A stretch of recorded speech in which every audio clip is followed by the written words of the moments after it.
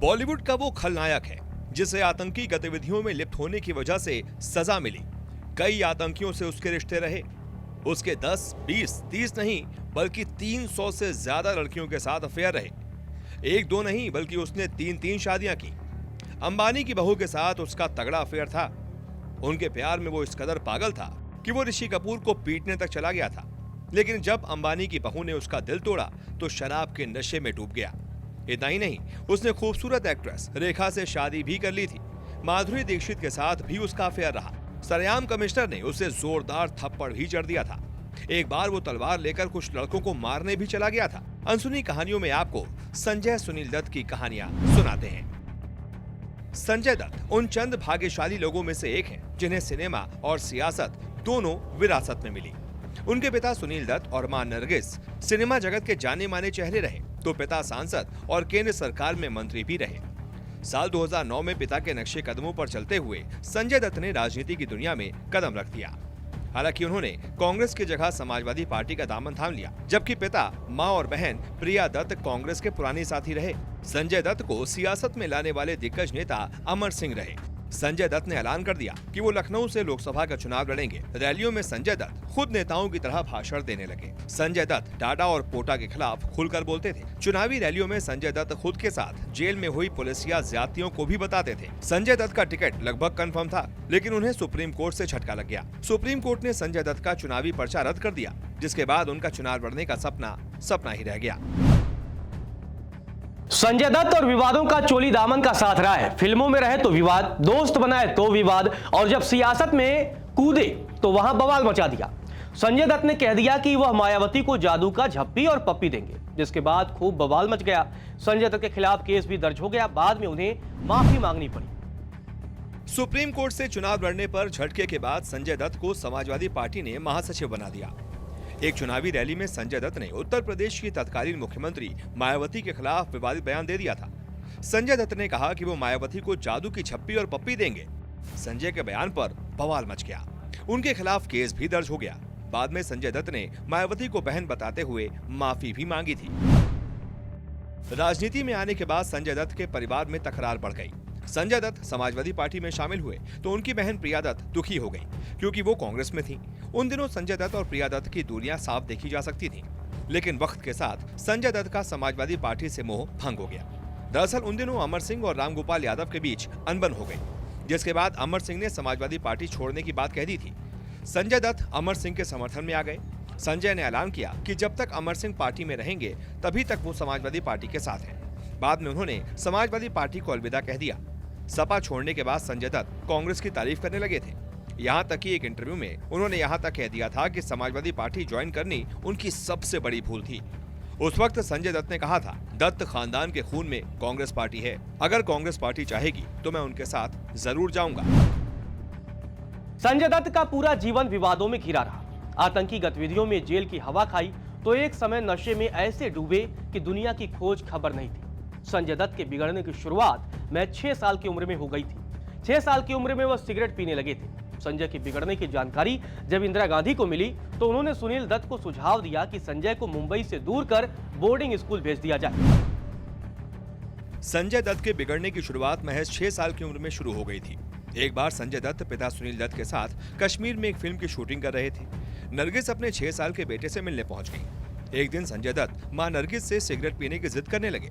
6 साल के बेटे की जिद को देखकर मां नाराज हो गईं और उनकी पिटाई कर दी। इसी बीच सुनील दत्त वहां पहुंचे और नरगिस को चुप कराते हुए सिगरेट जलाई और संजय दत्त को पकड़ा दी। देखते ही देखते संजय दत्त पूरी सिगरेट पी गए। पिता के लिए ये बहुत बड़ा झटका था। उन्होंने संजय को धूप में खड़ा कर दिया। दरअसल संजय के बिगड़ने में कहीं न कहीं सुनील दत्त का भी हाथ था।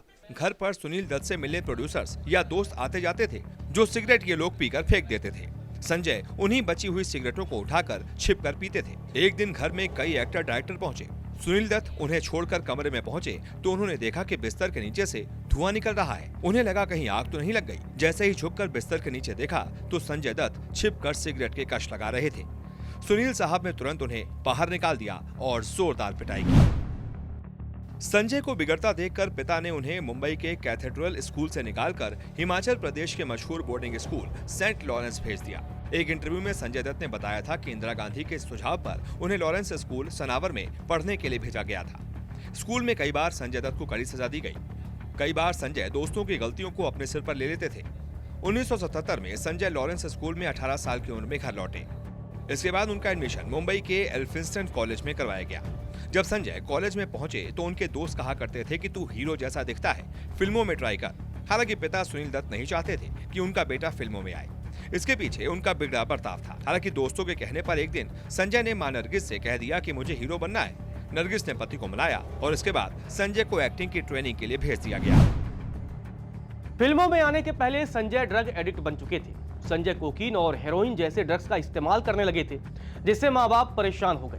ड्रग्स के नशे में संजय दत्त इतने चूर हो गए कि कई कई घंटे बेहोश रहते थे। एक बार तो संजय दत्त ड्रग्स की वजह से 2 दिनों तक बेहोश रहे। आखिरकार संजय को एहसास हो गया कि अगर उनकी हालात ऐसे ही बनी रही तो उनका बचना मुश्किल हो जाएगा। ऐसे में उन्होंने पिता से मदद मांगी। रॉकी फिल्म की शूटिंग के दौरान एक दिन सुनील दत्त ने नौकर से संजय को बुलाने के लिए कहा, लेकिन वो पहले ही ड्रग्स के आगोश में डूब चुके थे। देखते ही देखते 2 दिन का वक्त बीत गया, लेकिन संजय की आंखें नहीं खुली। इस घटना का जिक्र करते हुए संजय ने कहा कि एक दिन सुबह मेरी आंखें खुली, पास में एक नौकर खड़ा था। मैंने कहा, भूख लगी है, कुछ खाने को लाओ। ये सुनकर उसकी आंखों में आंसू आ गए। मैंने वजह पूछी तो वो बोला, आप 2 दिन बाद सोकर उठे हैं। मैंने शीशा देखा तो चेहरे पर सूजन थी, बिखरे बाल थे। मुझे लगा कि मैं मर जाऊंगा। मैं डैड के पास गया और बोला, मुझे आपकी मदद चाहिए। डैड ने मुझे मुंबई के ब्रीच कैंडी अस्पताल में भर्ती कराया। इसके बाद 1984 की शुरुआत में ड्रग्स की लत छुड़वाने के लिए सुनील दत्त उन्हें अमेरिका लेकर गए। पहली फिल्म रॉकी में सुनील दत्त ही संजय दत्त के पिता का किरदार निभाने वाले थे, लेकिन इसी बीच नरगिस की तबीयत काफी नाजुक हो गई। इसके बाद विनोद खन्ना ने फिल्म में पिता का किरदार निभाया। दरअसल फिल्म रॉकी की शूटिंग के दौरान पता चला कि नरगिस को कैंसर है। सुनील दत्त उन्हें इलाज के लिए अमेरिका ले गए। 2 महीने तक नरगिस कोमा में रहीं। इसके बाद जब उन्हें होश आया तो उन्होंने संजय के लिए पूछा। अस्पताल में सुनील दत्त नरगिस की आवाज रिकॉर्ड किया करते थे। वहीं जब नरगिस की सेहत में थोड़ा सुधार हुआ तो दोनों भारत वापस लौट आए। 7 मई 1981 को रॉकी का प्रीमियर होना था। नरगिस प्रीमियर में जाने की जिद कर रही थी। इसी बीच उनकी तबीयत बहुत ज्यादा खराब हो गई। आखिरकार 3 मई 1981 को उनका निधन हो गया। मां नरगिस बेटे संजय की पूरी फिल्म नहीं देख पाई, लेकिन उन्होंने स्पेशल स्क्रीनिंग के दौरान कुछ चंक्स देख लिए थे। वहीं जब फिल्म का प्रीमियर किया गया तो संजय और सुनील दत्त के बीच नरगिस के लिए एक खाली सीट छोड़ी गई थी। मां के निधन के बाद संजू ड्रग्स में डूबने लगे। बाद में जब उन्हें इलाज के लिए अमेरिका ले जाया गया था, एक दिन ड्रग्स रिहैब में एक लड़के ने अचानक नरगिस का रिकॉर्डेड मैसेज प्ले कर दिया, जिसमें नरगिस कहती हैं, किसी भी बात से ज्यादा अपनी विनम्रता और चरित्र बचाए रखना, कभी दिखावा मत करना, हमेशा विनम्र रहना और बड़ों की इज्जत करना। यही एक बात होगी जो तुम्हें दूर तक ले जाएगी। ये तुम्हें तुम्हारे काम में भी मदद करेगी। संजय दत्त अपनी मां और पिता को लेकर बेहद संवेदनशील रहे हैं। 1990 में एक फिल्म की शूटिंग के दौरान वो नासिक में थे। फिल्म की शूटिंग देखने वहां रोज कई लड़के आते थे। वो संजय दत्त का मजाक उड़ाते थे। वो लड़के सेट पर भद्दे भद्दे कमेंट भी करते थे। कई दिनों तक संजय ने बर्दाश्त किया, लेकिन एक दिन उन लड़कों ने फिल्म की हीरोइन पर कमेंट कर दिया और संजय के माँ बाप को बुरा भला कहने लगे। लड़कों ने संजय दत्त को धमकी दी। अगले दिन वो लड़के कुछ और लड़कों को लेकर संजय को पीटने सेट पर पहुंच गए, तो संजय दत्त भी जापान में खरीदी हुई तलवार लेकर सेट पर पहुंच गए। इसके बाद संजय दत्त लड़कों के पास जाकर तलवार लहराने लगे तो बदमाश लड़के रफू चक्कर हो गए। ये बात तो जग जाहिर है कि संजय दत्त के अंडरवर्ल्ड से रिश्ते रहे। कई बार संजय दत्त की जान भी जोखिम में रही। एक बार तो उन्हें मारने के लिए 4 शूटर गोवा पहुंच गए थे, लेकिन किसी तरह संजय दत्त बच गए। दरअसल संजय दत्त और अबू सलेम के बीच अच्छी दोस्ती थी। उस समय छोटा राजन और छोटा शकील अबू सलेम की जान के दुश्मन बने हुए थे, लेकिन एक घटना की वजह से अबू सलेम ही अपने दोस्त संजय दत्त को मरवाना चाहता था। ये घटना साल 2001 की है। न्यू जर्सी में एक बॉलीवुड का इवेंट रखा गया जिसमें संजय दत्त जाने वाले थे। उन दिनों छोटा राजन और छोटा शकील से छिपकर अबू सलेम अमेरिका में छुपा हुआ था। जब अबू सलेम को पता चला कि संजय दत्त अमेरिका में है तो उसने कॉल कर स्टेडियम में मिलने की बात कही। वहीं छोटा शकील के गैंग में अबू सलेम का मुखबिर था। उसने अबू को बताया कि छोटा शकील इवेंट में उसे मारने वाला है, जिसके बाद अबू सलेम को संजय दत्त पर शक हो गया, क्योंकि अबू ने संजय के अलावा और किसी को नहीं बताया था। अबू सलेम इवेंट में नहीं गया और संजय को उड़ाने का प्लान बना लिया। घटना के 4 महीने बाद संजय दत्त शूटिंग के लिए गोवा में थे। अबू सलेम ने संजय को मारने के लिए 4 शूटर भेज दिए। जब संजय दत्त को यह पता चला तो वो एक दोस्त के यहाँ पर कमरे में छिप गए। संजय लगातार कई लोगों को फोन लगाकर मदद की गुहार लगाते रहे, लेकिन बात नहीं बन पाई। अंत में उन्होंने अबू सलेम के करीबी अकबर खान को फोन लगाया। संजय दत्त ने उन्हें पूरी बात बताई, जिसके बाद अकबर ने सलेम को समझाया। आखिरकार अबू सलेम ने अपने शूटरों को वापस बुला लिया।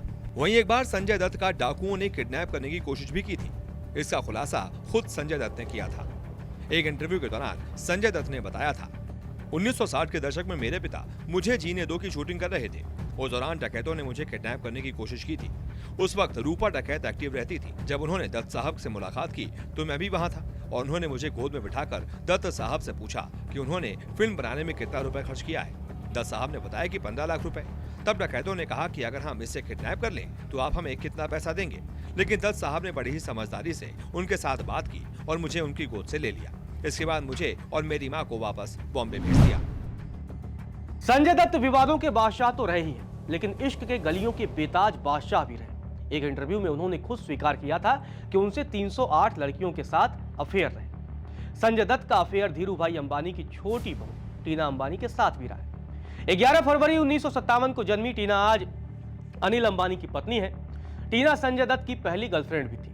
बचपन से ही ग्लैमर वर्ल्ड में जाने का शौक रखने वाली टीना ने महज 21 साल की उम्र में फिल्म देश परदेश से बॉलीवुड में कदम रखा था। लेकिन टीना अपनी फिल्मों से ज्यादा संजय दत्त के साथ अफेयर को लेकर सुर्खियों में रही। टीना मुनीम और संजय दत्त बचपन के दोस्त थे। कॉलेज की पढ़ाई के दौरान दोनों में नजदीकियां बढ़ी और दोस्ती प्यार में बदल गई। टीना संजय को बेइंतहा प्यार करती थी। ये बात संजय दत्त के पिता सुनील दत्त को पता थी। ऐसे में उन्होंने टीना और संजय को लेकर फिल्म रॉकी बनाने की सोची। संजय दत्त के साथ काम करने के लिए टीना ने अपने करियर को दांव पर लगा दिया था और उन्होंने देवानंद के साथ कई फिल्मों में काम करने से इनकार कर दिया था। 1981 में संजय दत्त ने रॉकी के साथ बॉलीवुड में डेब्यू किया। टीना के साथ उनकी केमिस्ट्री को लोगों ने खूब पसंद किया, लेकिन उनके अफेयर के चर्चे इंडस्ट्री में आम हो गए। संजय दत्त टीना को लेकर बेहद पजेसिव थे। संजय नहीं चाहते थे कि उनकी गर्लफ्रेंड किसी के साथ हो। टीना के चक्कर में एक बार संजय दत्त ऋषि कपूर को पीटने तक चले गए थे। उनके साथ गुलशन ग्रोवर भी थी। जब संजय दत्त ऋषि कपूर को मारने पहुंचे तो वहां नीतू से उनकी मुलाकात हो गई। नीतू के लाख समझाने के बाद संजय दत्त ने अपनी जिद छोड़ी और वहां से वापस लौटे। दरअसल टीना को लेकर संजय दत्त बेहद पॉजिटिव थे। एक इंटरव्यू के दौरान संजय दत्त ने कहा था, मैंने कभी अपनी गर्लफ्रेंड्स के करियर में इंटरफेयर नहीं किया, सिवाय कपड़ों को लेकर। मैं टीना को लेकर काफी पॉजिटिव था। वो सिर्फ मेरी थी। मैं नहीं चाहता था कि ऑन स्क्रीन वो खुद को एक्सपोज करे। मैं थोड़ा सेल्फिश हूँ। मुझे उसकी हिट और फ्लॉप से मतलब सिर्फ इसलिए है क्योंकि करियर न चलने पर शायद वो घर में बैठे। वहीं 1980 में ऋषि कपूर की फिल्म कर्ज रिलीज हुई थी। इस फिल्म में टीना मुनीम ही एक्ट्रेस थी। फिल्म के दौरान ऋषि कपूर से उनकी अच्छी दोस्ती हो गई, लेकिन संजय दत्त को शक हो गया कि ऋषि और टीना का अफेयर चल रहा है, जिसके बाद उन्होंने गुलशन ग्रोवर के साथ ऋषि कपूर को पीटने का प्लान बना लिया था। नशे में धुत संजय ऋषि कपूर के घर की ओर जा रहे थे, तभी रास्ते में उन्हें नीतू सिंह मिली। इस दौरान नीतू ने बताया कि रीना और ऋषि सिर्फ दोस्त हैं, उनके बीच कोई रिश्ता नहीं है। कई बार समझाने के बाद संजय दत्त ने अपनी इज्जत छोड़ी। हालांकि संजय दत्त नशे की लत में डूब चुके थे। हर वक्त वो नशे में धुत रहते थे, जिसकी वजह से टीना उनसे बेहद नाराज रहने लगी। हालांकि टीना हर कदम पर संजय को संभालती थी। संजय को सुधारने के चक्कर में टीना ने अपने करियर को भी दांव पर लगा दिया। टीना ने संजय दत्त को बहुत समझाने की कोशिश की, लेकिन जब वो नहीं समझे तो टीना ने अपनी जिंदगी का सबसे बड़ा और कठिन फैसला लिया। संजू बाबा को छोड़कर टीना अमेरिका चली गई। टीना के जाने का दर्द संजय दत्त झेल नहीं पाए और दिन रात शराब के नशे में डूबने लगे। वहीं संजय दत्त एक्ट्रेस रेखा के साथ अफेयर को लेकर भी सुर्खियों में रहे हैं। रेखा के साथ संजय दत्त के अफेयर के बारे में बहुत कम लोगों को पता है, लेकिन एक वक्त ऐसा था कि रेखा के प्यार में संजय दत्त पागल हो गए थे। ये बात जब उनके पिता को पता चली तो उन्होंने रेखा को अपने बेटे से दूर रहने की चेतावनी दे दी। बताया जाता है कि रेखा और संजय दत्त की नजदीकियां संजय दत्त के करियर के शुरुआती दौर में हुई थी। दोनों फिल्म जमीन आसमान में एक साथ नजर आए थे। बताया जाता है कि दोनों अक्सर साथ में समय बिताते थे। वहीं कुछ रिपोर्ट्स में दावा किया जाता है कि संजय दत्त ने अपने से 5 साल बड़ी रेखा से मंदिर में जाकर शादी भी कर ली थी। लेकिन जब ये बात सुनील दत्त को पता चली तो उन्होंने इस बारे में रेखा से बात की और उन्हें संजय से दूर रहने के लिए कहा। रेखा ने सुनील दत्त की बात मानते हुए संजय से दूरियां बना ली। हालांकि दोनों ने शादी की बात को कभी ऑफिशियली स्वीकार नहीं किया। एक जमाने में संजय दत्त का नाम मिस यूनिवर्स सुष्मिता सेन के साथ भी जुड़ा था। एक शो पर दोनों ने अपनी जिंदगी के बारे में कई सारे खुलासे किए थे। फिल्मों में संजय दत्त भले ही खलनायक हो, लेकिन एक जमाने में वो राजा हुआ करते थे। उनकी पत्नी का अफेयर उनके मंत्री से चल रहा था। जब ये बात संजय दत्त को पता चली तो उन्होंने दोनों का कत्ल कर दिया। इस कहानी को खुद संजय दत्त ने सुनाया था। संजय ने बताया था कि वो मद्रास से 2 घंटे की दूरी पर शिवनेरी गए थे, जहाँ एक जाने माने ज्योतिष रहा करते थे, जिन्होंने बताया कि उनके पिता का नाम बलराज दत्त है। इस पर एक्टर ने कहा कि नहीं, सुनील दत्त है। ज्योतिष ने मां का नाम फातिमा हुसैन बताया तो संजय दत्त हैरान रह गए। आखिर ये हो क्या रहा है? ज्योतिष के किस्से को बताते हुए संजय ने कहा था, मैं अशोक डायनेस्टी में एक राजा हुआ करता था। मेरी बीवी का मेरे ही मंत्री के साथ अफेयर था। मेरी पत्नी ने मुझे युद्ध में भेज दिया था ताकि मैं वापस कभी लौट ही न पाऊं। लेकिन मैंने वो युद्ध जीता और मैं वापस लौटा। तब मैंने हकीकत देखी कि मेरी पत्नी ने ये सब स्वांग रचा था। मैंने गुस्से में दोनों को मार दिया था। मैं शिव भक्त हुआ करता था। फिर मैंने खून करने के बाद जंगलों का रुख किया। संजय दत्त के नशे में डूबने और फिर सिनेमा में आने की कहानी भी बेहद दिलचस्प है, लेकिन फिल्मी पर्दे का खलनायक रियल जिंदगी में तब खलनायक बन गया जब 1993 मुंबई आतंकी हमलों में संजय दत्त का नाम सामने आया। इसके बाद एयरपोर्ट पर पुलिस कमिश्नर ने उन्हें थप्पड़ जड़ दिया। इसके बाद जेल में डाल दिया गया और फिर कोर्ट ने उन्हें सजा दी। बात 1993 की है। संजय दत्त फिल्म आतिश की शूटिंग के लिए मॉरिशस गए हुए थे। भारत में 1993 मुंबई सीरियल बम धमाकों की जांच चल रही थी। इसी दौरान समीर हिंगोरा और हनीफ कड़ावाला ने पुलिस को बताया कि संजय दत्त के पास AK-47 राइफल थी। 18 अप्रैल को सुनील दत्त ने खुद पुलिस कमिश्नर को बताया कि संजय मुंबई लौट रहे हैं। 19 अप्रैल रात 2:15 पर फ्लाइट लैंड हुई। परिवार से मिलने से पहले ही उन्हें आतंकवाद निरोधक कानून यानी टाडा के तहत गिरफ्तार कर लिया गया। संजय दत्त को क्राइम ब्रांच ले जाया गया, जहां पुलिस कमिश्नर राकेश मारिया पहुंचे और संजय से पूछताछ की। संजय ने कहा कि उन्होंने कुछ नहीं किया है और सफाई देने लगे। इतने में ही पुलिस कमिश्नर ने उन्हें जोरदार थप्पड़ मार दिया। संजय सहम गए और डर से कांपने लगे। इसके बाद संजय दत्त ने कमिश्नर से प्राइवेट में बात करने की अपील की, जिसके बाद उन्होंने रोते बिलखते हुए पूरे मामले की सच्चाई बताई। संजय ने बताया, फिरोज खान की यलगार फिल्म की शूटिंग के दौरान दुबई में उनकी मुलाकात दाऊद और अनीस से हुई थी। मैंने अबू सलेम, हनीफ और समीर से 3 AK-47 ली थी, लेकिन 2 AK-47 बाद में लौटा दी थी। दावा किया जाता है कि संजय दत्त ने इसका कबूलनामा भी किया था कि जब मुंबई बम धमाके हुए थे तब वो विदेश में थे और उन्होंने अपने दोस्त यूसुफ से AK-47 राइफल को नष्ट करने के लिए कहा था। हालांकि मुकदमे की सुनवाई के दौरान संजय दत्त अपने बयान से पलट गए। कुछ दिन जेल में रहने के बाद संजय दत्त जेल से बाहर आए और इसी बीच उनकी फिल्म खलनायक रिलीज हुई। इस फिल्म ने तहलका ही मचा दिया। 1 साल जमानत पर रहने के बाद जुलाई 1994 में संजय दत्त को एक बार फिर से जेल जाना पड़ा। इस बार उन्हें खूंखार अपराधियों के सेल में रखा गया। जब रक्षाबंधन के मौके पर उनकी बहन प्रिया दत्त उन्हें राखी बांधने के लिए पहुंची थी तो उन्होंने जेल में मिलने वाले कूपन को गिफ्ट किया था। वहीं जेल में पिता सुनील दत्त से जुड़ा एक किस्सा सुनाते हुए संजय दत्त ने कहा था, जेल में डैड मिलने आते तो कहते कल हो जाएगा बेटा, कल हो जाएगा। ऐसे ही 3-4 महीने चलता रहा। एक दिन डैड जब आए और बोले कल हो जाएगा बेटा, तो मैं चिल्ला पड़ा, डैड कब हो जाएगा? ये सुनकर डैड ने मेरा कॉलर पकड़ा और रोते हुए कहा, मुझे माफ कर बेटा, अब मैं तेरे लिए कुछ नहीं कर सकता। संजय दत्त बुरे तरीके से फंस चुके थे। सुनील दत्त को लगा कि तत्कालीन मुख्यमंत्री शरद पवार उन्हें किसी तरह की मदद उनसे अब नहीं मिल रही है, तो वो सीधे बाला साहेब ठाकरे के पास पहुंच गए। ठाकरे ने खुलकर संजय दत्त का बचाव किया और कहा कि दत्त परिवार का कोई भी सदस्य देश विरोधी नहीं है। वहीं शत्रुघ्न सिन्हा भी संजय दत्त के साथ खड़े रहे। जेल जाने के 15 महीने बाद संजय को राहत मिली। अक्टूबर 1995 में माथे पर टीका लगाए सफेद कुर्ता पहने संजय दत्त जेल से बाहर। 3 शादियां करने वाले संजय दत्त के 308 लड़कियों के साथ अफेयर रहे। इसका खुलासा खुद संजय दत्त ने किया था। संजय दत्त की पहली पत्नी ऋचा शर्मा थी, जिनके साथ उन्होंने 1987 में शादी की थी। इसके बाद 1998 में रिया पिल्लई के साथ की, लेकिन शादी के 1 साल बाद ही दोनों के रिश्ते में दरार आने लगी। इसके बाद उन्होंने 2008 में मान्यता के साथ शादी की।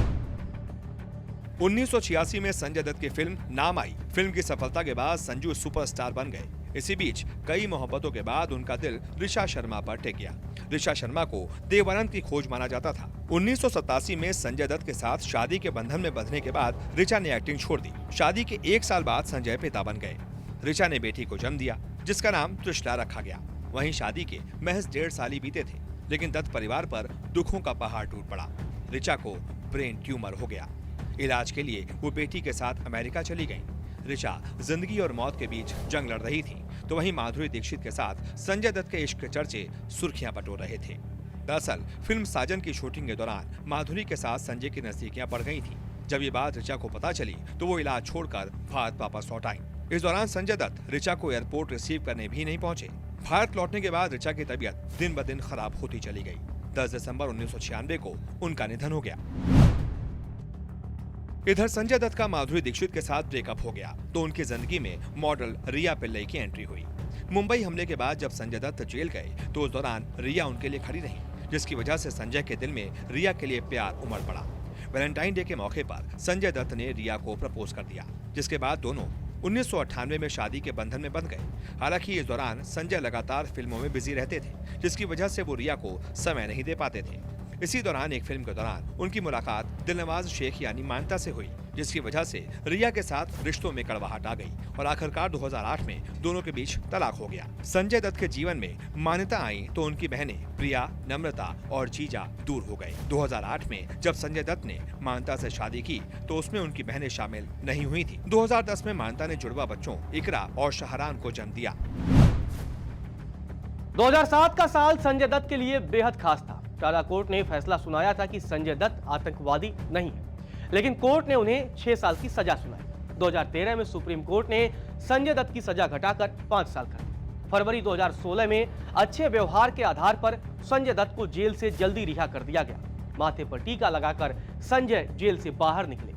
जेल के अंधेरे से बाहर निकलना संजय के लिए नए सवेरे की तरह था। संजय दत्त फिल्मों में लगातार एक्टिव हैं और कई दमदार किरदार भी निभा रहे हैं। केजीएफ में अधीरा के तौर पर उनके किरदार को काफी पसंद किया गया था। अनसुनी कहानियां में आज सिर्फ इतना ही। अगले एपिसोड में मिलते हैं एक और चर्चित शख्सियत की अनसुनी कहानियां के साथ। नमस्कार, मैं हूं मानक गुप्ता। अगर आपको हमारा ये वीडियो पसंद आया हो तो इसे लाइक और शेयर जरूर करें और हाँ, हमें सब्सक्राइब और फॉलो करना ना भूलें ताकि आप देश और दुनिया की कोई खबर मिस ना करें। तो जुड़े रहिए हमारे साथ और देखते रहिए न्यूज़ 24।